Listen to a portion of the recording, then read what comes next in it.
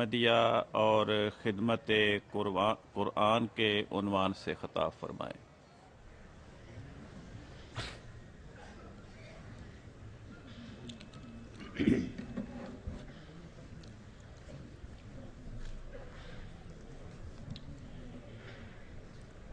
اشہد ان لا الہ الا اللہ وحدہ لا شریک لہ واشہد ان محمدا عبدہ ورسولہ اما بعد فاعوذ باللہ من الشیطان الرجیم بسم اللہ الرحمن الرحیم هو الذی ارسل رسولہ بالہدی ودین الحق لیظہرہ علی الدین کلہ ولو کرہ المشرکون۔ سورۃ الصف آیت نمبر 10۔ اس کا ترجمہ یہ ہے کہ یعنی وہی ہے جس نے اپنے رسول کو ہدایت اور دین حق کے ساتھ بھیجا تاکہ وہ اسے دین کے ہر شعبہ پر کلیتاً غالب کر دے، خواہ مشرک برا بنائیں۔ صد بار رقص ہا کنم از خرمی اگر بینم کے حسن دلکشے فرقان ہانماند۔ اے بے خبر بخدمت فرقان کمر ببند، زاں پیشتر کے بانگ برائد فلان ماند۔ یعنی مسیح موعود علیہ السلام فرماتے ہیں، میں خوشی کے مارے سینکڑوں دفعہ رقص کروں اگر یہ دیکھ لوں کہ قرآن کا دلکش جمال پوشیدہ نہیں رہا۔ اے بے خبر انسان، خدمت قرآن کے لیے کمر بستہ ہو جا قبل اس کے کہ یہ آواز آئے کہ فلاں شخص دنیا میں نہیں رہا۔ محترم صدر اجلاس اور معزز حاضرین، جیسا کہ آپ نے سماعت فرما لیا ہے، خاکسار کی تقریر کا موضوع جماعت احمدیہ اور خدمت قرآن ہے۔ حضرات، قرآن مجید اللہ تعالیٰ کی ایک عظیم الشان تجلی ہے جو خصوصاً مسلمانوں اور تمام بنی نوع انسان کی ہدایت کے لیے ایک نعمت عظمیٰ کے طور پر نبی مزکی حضرت محمد مصطفیٰ صلی اللہ علیہ وسلم کے قلب مطہر پر نازل ہوئی ہے۔ یہ وہ آتشی روشن اور کامل شریعت ہے جس کی بابت اللہ تعالیٰ قرآن مجید میں فرماتا ہے، الیوم اکملت لکم دینکم واتممت علیکم نعمتی ورضیت لکم الاسلام دینا۔ سورہ مائدہ۔ یعنی اے مسلمانوں، آج میں نے تمہارا دین مکمل کر دیا ہے اور تم پر اپنی نعمت کو پورا کر دیا ہے اور تمہارے لیے دین کے طور پر اسلام کو پسند کیا ہے۔ چنانچہ اس کامل اور روشن شریعت کی آمد پر دین کامل ہو گیا اور روحانی زندگی کے حصول کے لیے تیاگ قیامت دین اسلام کی پیروی لازم قرار دے دی گئی۔ گویا اب اسلام خاتم الادیان ہے اور آن حضرت صلی اللہ علیہ وسلم خاتم النبیین ہیں، اور قرآن کریم خاتم الکتب ہے۔ یعنی دین اسلام ہمیشہ کے لیے زندہ دین اور حضرت محمد رسول اللہ صلی اللہ علیہ وسلم ہمیشہ کے لیے زندہ رسول اور جملہ روحانی مدارج کے حصول کا ذریعہ ہیں، اور قرآن کریم ہمیشہ کے لیے زندہ کتاب ہے جس کی نعمتیں اور روحانی فیوز تا قیامت جاری و ساری رہیں گے۔ یہی وجہ ہے کہ سیدنا حضرت اقدس محمد مصطفیٰ صلی اللہ علیہ وسلم نے اپنی وفات سے قبل مسلمانوں کو ایک نہایت ہی اہم وصیت فرمائی تھی کہ ترکت فیکم امرین لم تضلوا ما تمسکتم بہا، کتاب اللہ و سنت رسولہ۔ مشکات باب الاعتصام۔ یعنی میں تم میں دو باتیں چھوڑ کر جا رہا ہوں، جب تک تم ان دونوں کو مضبوطی سے پکڑے رہو گے میرے مسلک سے گمراہ نہیں ہو سکو گے، جن میں سے ایک اللہ کی کتاب قرآن کریم اور دوسری اس کے رسول کی سنت ہے۔ چاہیے تو یہ تھا کہ مسلمان رسول خدا صلی اللہ علیہ وسلم کی اس اہم وصیت پر دل و جان سے عمل کر کے ان فیوز و برکات کے وارث بنتے جو قرآن مجید کی تلاوت اور اس کی تعلیم پر عمل پیرا ہونے کے نتیجہ میں حاصل ہوتے ہیں۔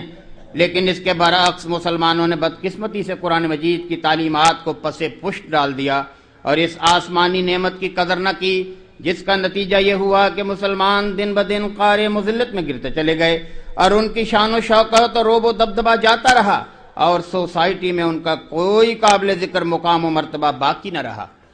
اسی حقیقت کا اظہار کرتے ہوئے سیدنا حضرت مسیح موعود علیہ الصلوۃ والسلام فرماتے ہیں، مسلمانوں پہ تب ادبار آیا کہ جب تعلیم قرآن کو بھلایا۔ اس وصیت کے ساتھ ہی حضرت محمد مصطفیٰ صلی اللہ علیہ وسلم نے یہ پیش گوئی بھی فرمائی تھی، جس کا ذکر مشکات کتاب العلم میں ان الفاظ میں ملتا ہے کہ یاتی علی الناس زمان لا یبقى من الاسلام الا اسمہ ولا یبقى من القرآن الا رسمہ۔ لوگوں پر ایک ایسا زمانہ آئے گا کہ جب اسلام نام کا رہ جائے گا اور قرآن بطور نقش اور رسم کے رہ جائے گا، یعنی قرآن کریم کو مہجور کی طرح چھوڑ دیا جائے گا اور غور و فکر کے ساتھ اس کی تلاوت نہیں کی جائے گی۔ حضرات، آقا نامدار حضرت محمد رسول اللہ صلی اللہ علیہ وسلم کے اس انذار کو سامنے رکھ کر جب ہم مسلمانوں کی حالت پر نظر ڈالتے ہیں تو صاف واضح ہوتا ہے کہ حضرت رسول کریم صلی اللہ علیہ وسلم کی پیشگوئیوں کے مطابق ایک عرصہ سے مسلمانوں میں دینی اور اخلاقی تنزل ظاہر ہو چکا ہے، جس کا اظہار آئے دن مسلمان مفکرین اور دانشور اپنی تحریر و تقریر میں کرتے رہتے ہیں کہ نہ صرف مسلمان مختلف فرقوں میں تقسیم ہو چکے ہیں بلکہ ان کے اندر اسلام باقی رہا نہ قرآن باقی رہا، اور یوں محسوس ہوتا ہے کہ قرآن عملاً زمین سے اٹھ چکا ہے۔ مسلمانوں کی ایک بڑی تعداد ایسی ہے جو قرآن مجید پڑھنا ہی نہیں جانتی۔ اس کے برعکس قرآن مجید کو خوبصورت غلافوں میں بند کر کے طاقچوں کی زینت بنا دیا گیا ہے، اور آپسی تکرار کے وقت قول و قسم کے لیے قرآن مجید کو غلافوں سے باہر نکالا جاتا ہے۔ گویا بقول شاعر قرآن مجید مسلمانوں سے یہ فریاد کر رہا ہے کہ طاقوں میں سجایا جاتا ہوں، آنکھوں سے لگایا جاتا ہوں، تعویذ بنایا جاتا ہوں، دھو دھو کے پلایا جاتا ہوں۔ جس طرح سے طوطے مینا کو کچھ بول سکھائے جاتے ہیں، اس طرح پڑھایا جاتا ہوں، اس طرح سکھایا جاتا ہوں۔ دل سوز سے خالی رہتے ہیں،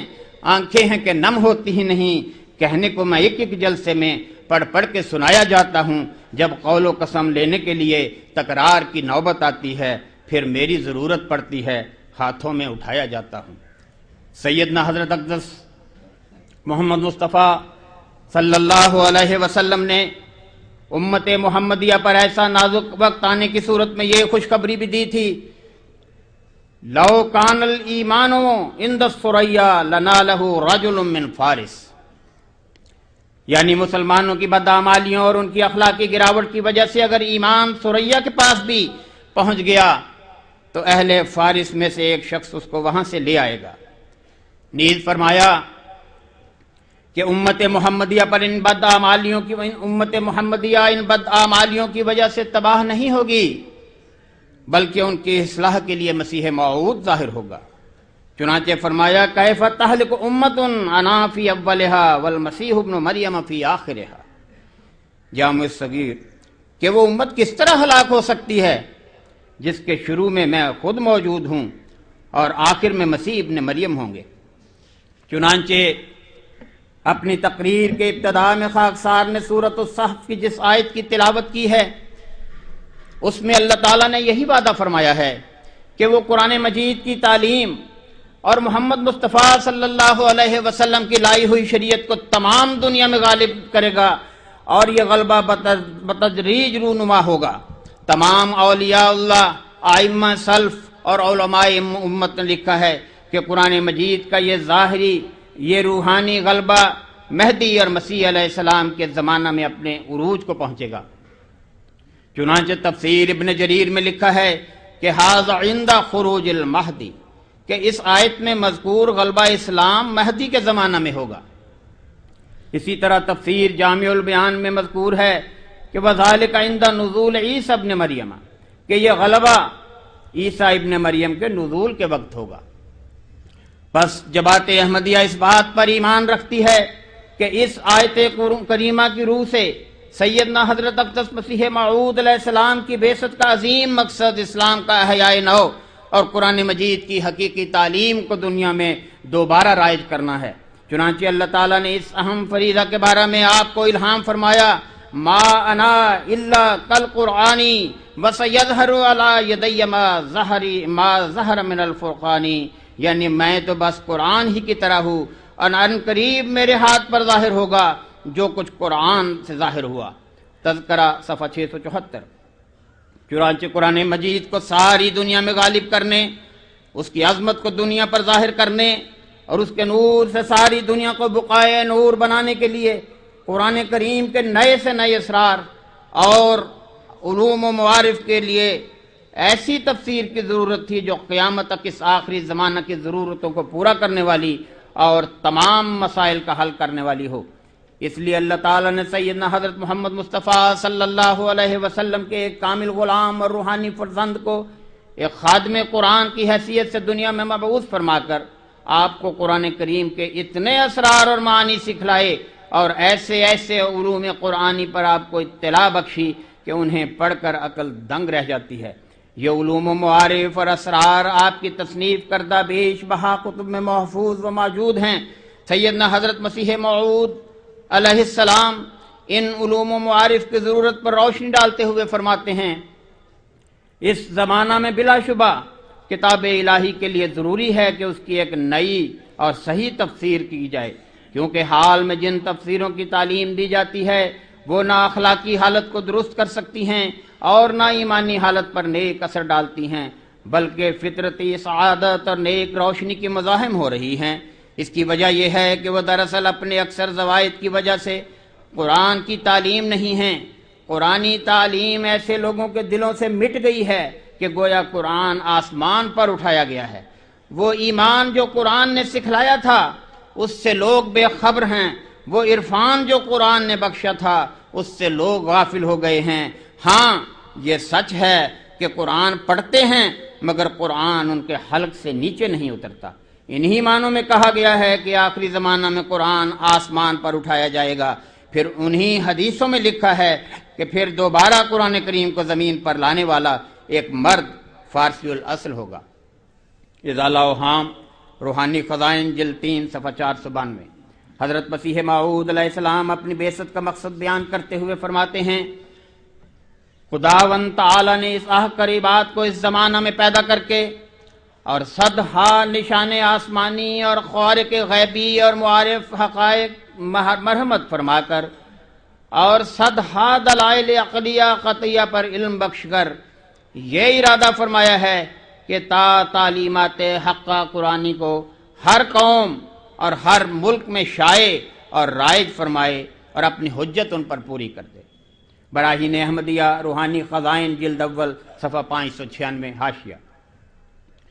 الغرض سیدنا حضرت مسیح موعود علیہ السلام نے مبعوث ہو کر قرآن مجید کی جو عظیم الشان خدمت سر انجام دی ہے وہ آپ کا بے مثال کارنامہ ہے۔ آپ کی بعثت کے وقت مسلمانوں میں عام طور پر یہ خیال پایا جاتا تھا کہ قرآن مجید کے حقائق و معارف کا دروازہ بند ہو چکا ہے اور نئے حقائق و معارف اب کسی پر نہیں کھل سکتے۔ اس کا نتیجہ یہ ہوا کہ غیر مسلموں کو اعتراض کرنے کا سنہری موقع ہاتھ آ گیا اور انہوں نے قرآن مجید پر اعتراض شروع کر دیے کہ قرآن مجید بھی روحانی لحاظ سے ایک مردہ کتاب ہے۔ حضرت مسیح موعود علیہ السلام نے بڑی تحدی کے ساتھ فرمایا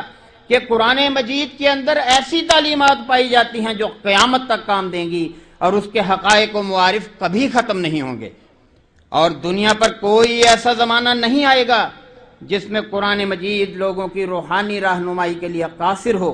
بلکہ وہ ایک زندہ کتاب ہے اور حقائق و معارف کا ایک ایسا خزانہ ہے جو کبھی ختم نہیں ہو سکتا۔ قرآن مجید کے حقائق و معارف کے سلسلہ میں آپ نے اپنی ذات کو پیش فرمایا اور فرمایا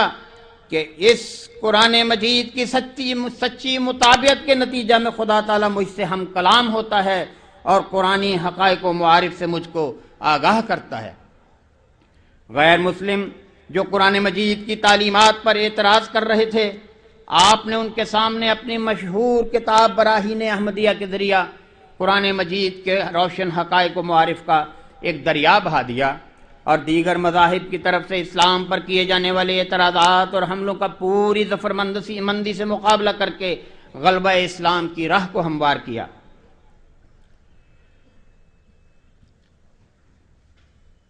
اور قرآن کریم کی عظمت اور اسلام کی صداقت کو دنیا پر روز روشن کی طرح آشکار کر دکھایا۔ پادری صاحبان جو یہ اعلان کر رہے تھے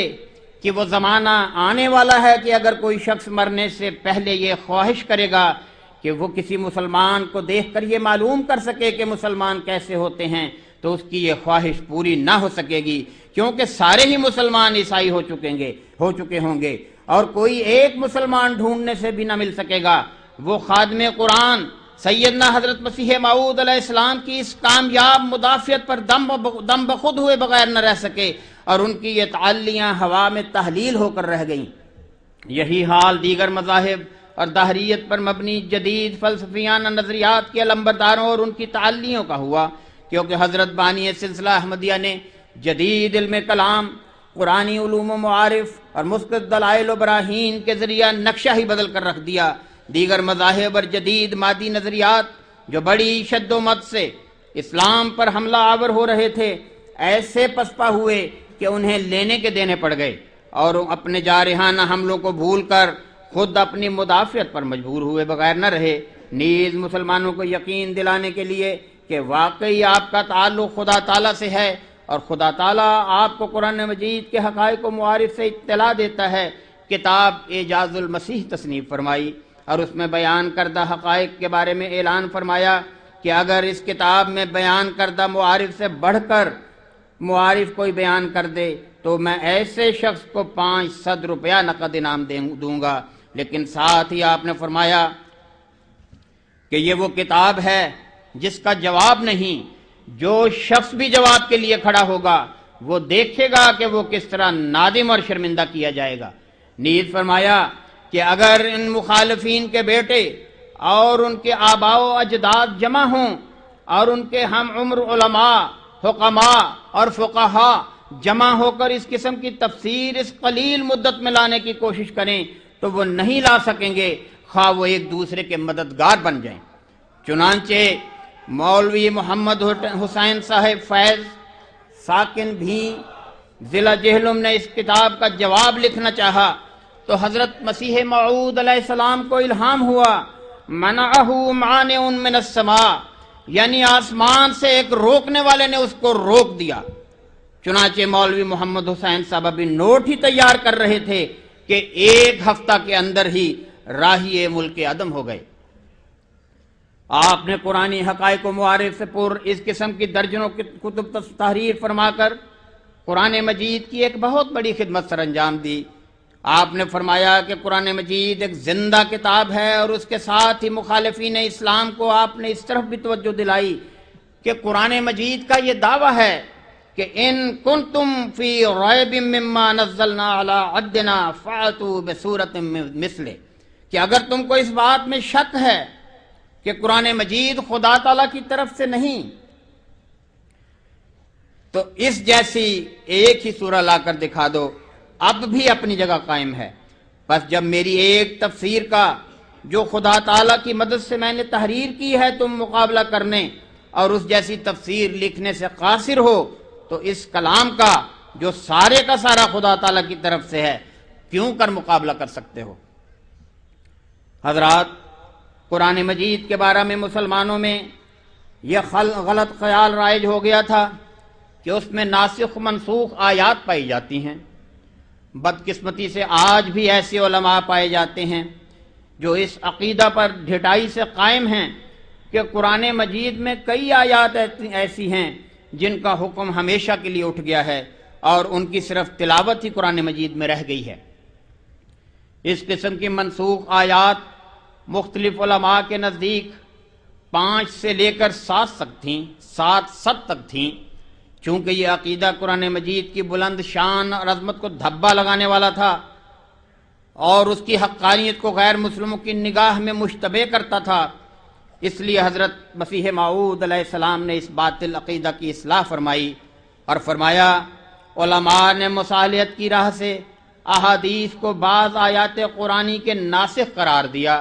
لیکن حق یہی ہے کہ حقیقی نسخ قرآن میں جائز نہیں، کیونکہ اس سے اس کی تکذیب لازم آتی ہے۔ المحق مباحثہ لدھیانہ۔ نیز فرمایا ہم پختہ یقین کے ساتھ اس بات پر ایمان رکھتے ہیں کہ قرآن شریف خاتم کتب سماوی ہے، اور ایک شوشہ یا نقطہ اس کی شرائع اور حدود اور احکام اور اوامر سے زیادہ نہیں ہو سکتا اور نہ کم ہو سکتا ہے۔ پس اس غلط عقیدہ کی اصلاح فرما کر سیدنا حضرت مسیح موعود علیہ السلام نے قرآن مجید کی عظیم خدمت سر انجام دی۔ نعرہ تکبیر، نعرہ تکبیر، عاشق قرآن مجید، عاشق قرآن مجید، غلام احمد کی، غلام احمد کی، نعرہ تکبیر۔ سیدنا حضرت مسیح موعود علیہ السلام کی خدمت قرآن مجید اس لحاظ سے بھی بہت نمایاں اور بے مثال ہے کہ آپ نے سابقہ مفسرین کی ان تفاسیر کی اصلاح فرمائی جو بائبل کی روایات یا غلط تاریخی روایات کی بنا پر لکھی گئی تھیں۔ سابقہ مفسرین نے قرآن مجید کی بعض آیات کی ایسی تفسیر کی تھی جن کی وجہ سے بعض انبیاء کرام کی توہین ہوتی تھی، چنانچہ غیر مسلموں نے بھی انہی تفاسیر کی بنا پر قرآن مجید اور سیدنا حضرت محمد رسول اللہ صلی اللہ علیہ وسلم پر امہات المومنین جیسی کتابوں کے ذریعے گندے اعتراضات کیے تھے۔ چنانچہ کتب تفسیر میں حضرت ابراہیم علیہ السلام، حضرت لوط، حضرت یوسف، حضرت داؤد، حضرت سلیمان اور حضرت مسیح علیہ السلام،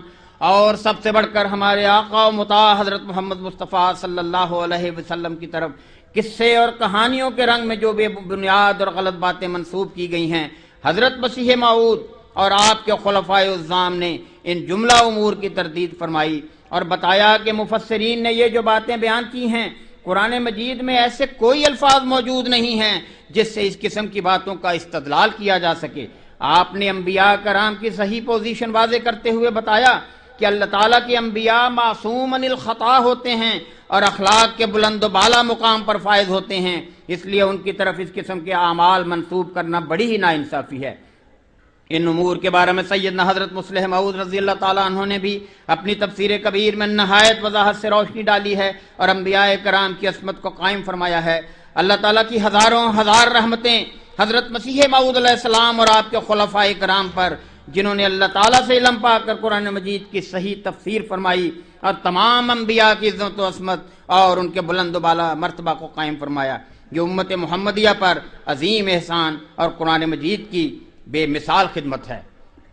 قرآن مجید کے بارے میں ایک غلط خیال مسلمانوں میں یہ قائم ہو گیا تھا کہ وہ حدیث کو قرآن مجید پر مقدم جانتے تھے اور حدیث کے فیصلہ کو قرآن کے فیصلہ پر قاضی ٹھہراتے تھے۔ چنانچہ مسلمانوں کا ایک فرقہ جو اہل حدیث کہلاتا تھا اور حدیث کو قرآن پر ترجیح دیتے تھے اور قرآن مجید کے فیصلے کو رد کر دیتے تھے۔ حضرت مسیح موعود علیہ السلام نے اپنی پوری طاقت سے اس غلط عقیدہ کو مقابلہ کیا اور اپنی پوری عمر قرآن کریم کو حدیث پر مقدم ثابت کرنے کے لیے صرف کر دی اور اپنی بہت سی تصانیف میں صرف اسی مسئلہ پر بحث کی، بلکہ آپ نے اس بارے میں ایک رہنما اصول بھی مقرر فرمایا، اور وہ یہ کہ اگر کسی حدیث اور قرآنی آیت میں تضاد پایا جاتا ہے تو قرآنی آیت کو مشعل راہ بناؤ اور ایسی حدیث کو چھوڑ دو جو قرآن مجید کے خلاف پڑتی ہے، کیونکہ قرآن مجید کے متعلق تو اللہ تعالیٰ نے ضمانت دی ہے کہ اس کا ایک ایک حرف صحیح ہے، لیکن احادیث کے متعلق تو ایسی کوئی ضمانت نہیں۔ بس لوگوں کے ذہنوں میں قرآن کریم کا عرفہ اور اعلیٰ مقام پیدا کر دینا یقیناً آپ کی ایک عظیم الشان خدمت ہے۔ حضرات، سیدنا حضرت مسیح موعود علیہ السلام نے قرآن مجید کی خدمت اس رنگ میں بھی کی ہے کہ ایک ایسی فعال عاشق قرآن جماعت قائم فرمائی ہے جس کا کام ہی یہ ہے کہ وہ خود قرآن مجید کے مطالب کو سمجھیں، ان پر عمل کریں، دوسروں کو اس کے مطالب سمجھائیں اور دوسروں سے بھی قرآنی احکام پر عمل کروائیں۔ بس جماعت احمدیہ آج اسلام کی جو بے لوث خدمت کر رہی ہے، یہ کام دراصل حضرت مسیح موعود ہی کا شروع کیا ہوا ہے، جس کو آج جماعت احمدیہ آپ کے خلفائے الزام کی رہنمائی میں سر انجام دے رہی ہے۔ خلفائے احمدیت نے جماعت کے احباب کو بار بار قرآن مجید کی تلاوت کرنے، اسے سوچ سمجھ کر پڑھنے اور اس کے معانی اور مطالب اور تفسیر کو سیکھنے اور اس کی تعلیمات کے مطابق اپنی زندگیوں کو ڈھالنے کے لیے اپنے خطبات اور خطابات میں متعدد بار تحریکات فرمائی ہیں اور ایسے پروگرام اور ایسے منصوبے اور سکیمیں جماعت کے سامنے پیش کی فرمائیں تاکہ قرآن مجید کے سیکھنے اور سکھانے کا سلسلہ عام ہو۔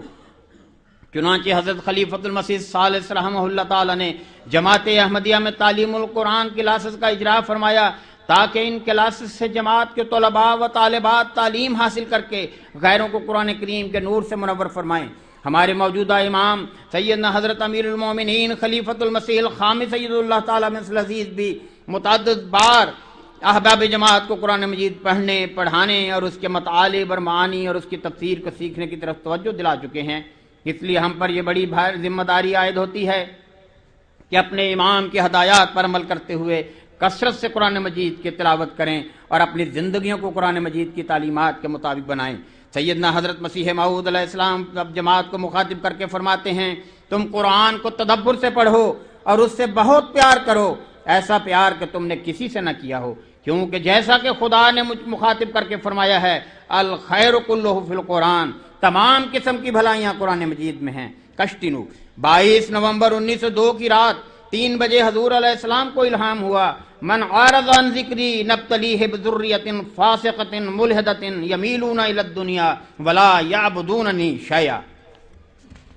سیدنا حضرت مسیح موعود علیہ السلام اس الہام کا ترجمہ اور تشریح کرتے ہوئے فرماتے ہیں، جو شخص قرآن کریم سے کنارہ کش کرے گا ہم اس کو ایک خبیث اولاد کے ساتھ مبتلا کریں گے جن کی ملحدانہ زندگی ہوگی، وہ دنیا پر گریں گے اور میری پرستش سے ان کو کچھ بھی حصہ نہ ہوگا، یعنی ایسی اولاد کا انجام بد ہوگا اور توبہ اور تقوی نصیب نہیں ہوگا۔ تذکرہ صفحہ 451۔ الغرض سیدنا حضرت مسیح موعود علیہ السلام نے اس زمانہ میں سیدنا حضرت مسیح موعود علیہ السلام نے عشاق احمدی اور خدمت قرآن کا جذبہ رکھنے والی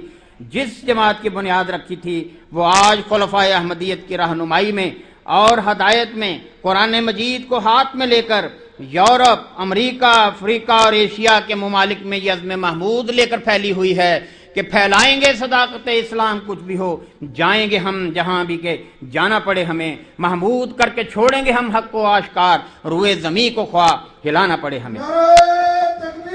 حضرات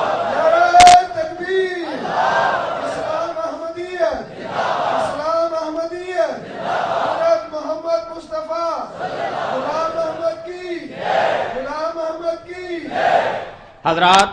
خدا تعالیٰ نے اس آخری زمانہ میں قرآن مجید کو ساری دنیا میں غالب کرنے کی غرض سے جماعت احمدیہ کو قائم فرمایا ہے۔ چنانچہ قرآن مجید کے نور کو ساری دنیا میں پھیلانے کے لیے قرآن مجید کی ایک نہایت ہی اہم خدمت جماعت احمدیہ نے سر انجام دی ہے کہ قرآن مجید کے مختلف زبانوں میں تراجم کر کے اس کے دنیا کے سامنے پیش کیا ہے، جس کے نتیجہ میں دنیا میں ہر طرف ایک عظیم انقلاب پیدا ہو رہا ہے اور مختلف قوموں اور مذاہب کے لوگ قرآن مجید کے حسن و جمال اور اس کی امن بخش تعلیم سے متاثر ہو کر اسلام کی طرف دوڑے چلے آ رہے ہیں اور نیک تبوں پر فرشتوں کا نزول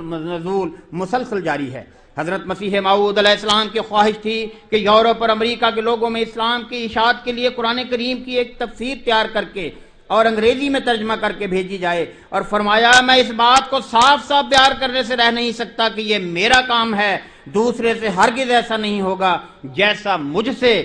یا جیسا اس سے جو میری شاخ ہے اور مجھ میں داخل ہے۔ چنانچہ آپ کے مقدس خلفائے کرام نے خدمت قرآن کی ان راہوں پر جو سیدنا حضرت مسیح موعود علیہ السلام نے تیار کی تھیں بڑے عزم و استقلال کے ساتھ قدم آگے بڑھایا، اور آپ کی قائم کردہ بنیادوں پر ایک عالی شان عمارت کھڑی کر کے آپ کی اس خواہش کو بڑی شان سے پورا کرنے کا فریضہ سر انجام دیا ہے۔ چنانچہ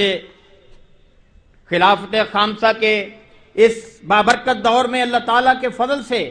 نئے تراجم قرآن مجید کی تیاری اور ان کی اشاعت کا یہ کام بلندی کی نئی منزلیں طے کر رہا ہے، اور حضرت مسیح موعود علیہ السلام کی خدمت قرآن کی مقدس نورانی راہوں کی طرف قرآن مجید کے تراجم اور ان کی اشاعت کا مبارک سلسلہ اللہ تعالیٰ کی توفیق سے اس قدر آگے بڑھ چکا ہے کہ آج دنیا کی 75 زبانوں میں مکمل قرآن مجید کے تراجم کی توفیق خلافت احمدیہ کے برکت سے جماعت احمدیہ کو حاصل ہو چکی ہے۔ ان میں کئی تراجم کے ساتھ اہم آیات پر تشریحی نوٹ اور صورتوں کا تعارف اور مضامین کا تفصیلی انڈیکس بھی شامل ہے، اور ان میں سے بعض تراجم کے کئی ایڈیشن بھی شائع ہو چکے ہیں، الحمدللہ علی ذالک۔ غرض یہ کہ ساری دنیا میں خلافت احمدیہ سے وابستہ جماعت احمدیہ وہ واحد جماعت ہے جسے دکھوں اور مخالفتوں کے جنگل میں بھی متعدد زبانوں میں تراجم قرآن مجید کی اشاعت اور قرآن مجید کے حقائق و معارف دنیا کے سامنے پیش کرنے کی سعادت مل رہی ہے۔ یہ سب کچھ خلافت احمدیہ کی برکت ہے، لیکن برا ہو تعصب کا کہ قرآن مجید کی اتنی بے مثال اور عظیم الشان خدمت کے باوجود جسے تیل اور معدنیات کی دولت سے مالا مال لاکھوں کروڑوں مسلمان بھی نہیں کر سکے، جماعت احمدیہ کو دائرہ اسلام سے خارج اور کافر قرار دیا جاتا ہے۔ اگر قرآن مجید کی خدمت کا فریضہ سر انجام دینا کفر ہے تو خدا کی قسم جماعت احمدیہ سب سے بڑی کافر ہے، گر کفر این ببد بخدا سخت کافرم۔ یہ صرف ہم نہیں کہتے بلکہ غیروں کو بھی اس کا اعتراف ہے۔ چنانچہ اخبار المنبر 10 اگست 1957 کی اشاعت میں لکھتا ہے کہ 1954 میں جب جسٹس منیر انکوائری کورٹ میں تمام مسلم جماعتیں قادیانیوں کو غیر مسلم ثابت کرنے کے لیے جد و جہد میں مصروف تھیں، قادیانی عین انہی دنوں میں ڈچ اور بعض دوسری غیر ملکی زبانوں میں ترجمہ قرآن مجید مکمل کر چکے تھے۔ انہوں نے انڈونیشیا کے صدر حکومت کے علاوہ governor general Pakistan mister Ghulam محمد اور جسٹس منیر کی خدمت میں یہ تراجم پیش کیے، گویا بزبان حال و قال یہ کہہ رہے تھے کہ ہم ہیں وہ غیر مسلم اور خارج از ملت اسلامیہ جماعت جو اس وقت جبکہ آپ ہمیں کافر دینے کے لیے پر تول رہے ہیں اور ہم غیر مسلموں کے سامنے قرآن مجید کی مادری زبان میں پیش کر رہے ہیں۔ یہ فطرت اپنی اپنی ہے، یہ مسلک اپنا اپنا ہے، جلاؤ آشیاں تم ہم کریں گے آشیاں پیدا۔ پر اس زمانہ میں قرآنی عظمتوں کو قیام کے لیے اللہ تعالیٰ نے محض اپنے فضل سے جماعت احمدیہ کو خدمت قرآن کی توفیق عطا فرمائی ہے، جس سے لاکھوں کروڑوں مسلمان نہ صرف محروم بلکہ بدقسمتی سے انہوں نے یہ کہنا شروع کر دیا کہ قرآن مجید کا ترجمہ کرنا کفر ہے۔ گویا دوسرے لفظوں میں انہوں نے یہ کہا کہ دیگر اقوام اور مذاہب تک قرآن مجید کا روح پرور پیغام پہنچانا کفر ہے۔ چنانچہ جماعت احمدیہ ان سب مخالفتوں کے باوجود یہ عزم لے کر اٹھی ہے کہ قرآن مجید کا یہ روح پرور پیغام ساری دنیا کے سامنے تراجم کی شکل میں پیش کرنا ہے۔ چنانچہ جماعت احمدیہ کے دوسرے خلیفہ حضرت مصلح موعود رضی اللہ تعالیٰ عنہ نے جماعت احمدیہ کو یہ تحریک فرمائی تھی کہ دنیا میں بولی جانے والی ہر ایک زبان میں قرآن مجید کا ترجمہ کیا جائے تاکہ قرآن مجید کا پیغام ہر انسان تک پہنچ سکے۔ آپ فرماتے ہیں دنیا میں اس وقت 1300 زبانیں بولی جاتی ہیں اور 1300 زبانوں میں ہی قرآن مجید کا ترجمہ ہونا ضروری ہے، کیونکہ قرآن مجید انسانوں کے لیے نازل ہوا ہے اور دنیا کا کوئی فرد ایسا نہیں جسے قرآن مجید مخاطب نہیں کرتا۔ بس دنیا کا کوئی فرد ایسا نہیں ہونا چاہیے جس کی زبان میں اسے اس کا ترجمہ نہ کر دیں، تاکہ کوئی فرد یہ نہ کہہ سکے کہ اے اللہ تو نے مجھے فلاں زبان بولنے والوں میں پیدا کیا تھا اور قرآن مجید تو عربی زبان میں ہے، پھر میں قرآن کریم کس طرح سے سیکھتا۔ تفسیر کبیر جلد 5۔ پس جماعت احمدیہ خدمت قرآن کی راہ میں حائل ہر مشکل اور ہر رکاوٹ کے باوجود اپنے پیارے امام حضرت خلیفۃ المسیح الخامس ایّد اللہ تعالیٰ مصر العزیز کی نگرانی میں اس اہم خدمت کو سر انجام دینے کی کوشش کر رہی ہے اور اس وقت تک دم نہیں لے گی جب تک قرآن مجید کو تمام انسانوں کے سامنے ان کی مادری زبانوں میں پیش نہ کر دے انشاءاللہ۔ پس اے وہ تمام لوگوں جو خدا اور اس کے رسول صلی اللہ علیہ وسلم اور قرآن سے محبت کا دعویٰ رکھتے ہو، اگر تم اس دعویٰ میں سچے ہو تو آؤ اور مسیح محمدی کی جماعت میں شامل ہو کر خدمت قرآن کے اس فریضہ میں اپنا حصہ ڈالو، قبل اس کے کہ یہ آواز آئے اے بے خبر بخدمت فرقاں کمر ببند زاں پیشتر کے بانگ برائد فلاں نمان وآخر دعوانا الحمدللہ رب العالمین۔ نعرہ تکبیر، نعرہ تکبیر، جماعت احمدیہ عالمگیر، خلافت احمدیہ، حضرت خلیفۃ المسیح الخامس، حضرت خلیفۃ المسیح الخامس۔